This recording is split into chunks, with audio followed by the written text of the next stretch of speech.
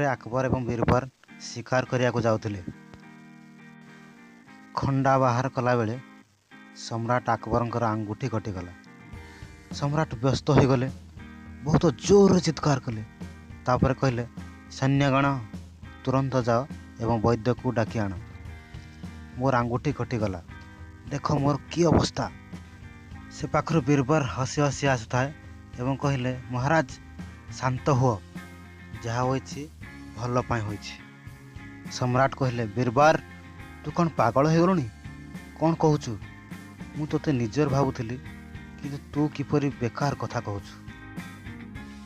ତାପରେ ସମ୍ରାଟ କହିଲେ, ସୈନ୍ୟଗଣ ଗୋଟେ କାମ କର, ବୈଦ୍ୟକୁ ଡାକିବା ଛାଡ଼, ପ୍ରଥମେ ବୀରବରକୁ ଧର, ତାକୁ ଗଛରେ ଓଲଟା ଟାଣି ଦିଅ, ରାତି ସାରା ତାକୁ ପ୍ରବଳ ପିଟିବ ଏବଂ ସକାଳ ହେଲେ ଫାଶୀ ଦେଇଦେବ।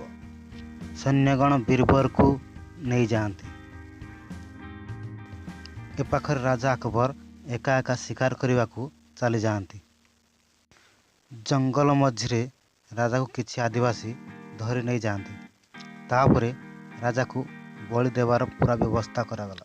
ଆଦିବାସୀମାନେ ନାଚ ଗୀତରେ ଝୁମି ଉଠିଲେ।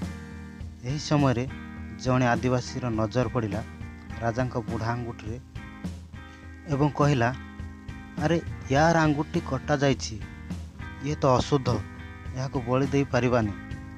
ଏହାପରେ ରାଜାଙ୍କୁ ଛାଡ଼ି ଦିଆଯାଏ। ଏହାପରେ ସମ୍ରାଟ ଆକବର କାନ୍ଦୁଥାଏ, କାରଣ ସକାଳ ହୋଇସାରିଲାଣି, ନିଶ୍ଚୟ ବୀରବରକୁ ଫାଶୀ ଦିଆଯାଇ ସାରିବଣି।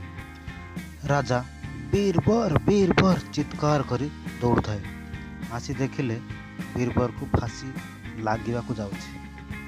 ରାଜା ଯାଇ ବୀରବରର ଗୋଡ଼ ତଳେ ପଡ଼ିଗଲେ। କହିଲେ, ବୀରବର ମୋତେ କ୍ଷମା କରିଦିଅ, ତୁମେ ଠିକ୍ କହୁଥିଲ, ଯାହା ହୁଏ ଭଲ ପାଇଁ ହୁଏ।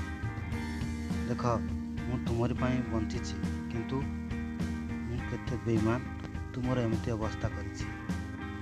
ଏହା ଶୁଣି ବୀରବର କହିଲେ, ନାହିଁ ମହାରାଜ, ଯାହା ହୋଇଛି ଭଲ ପାଇଁ ହୋଇଛି।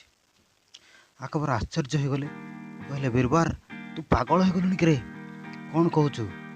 ଯାହା ହୁଏ ଭଲ ପାଇଁ ହୁଏ, ଏଥିରେ କ'ଣ ଭଲ ଅଛି?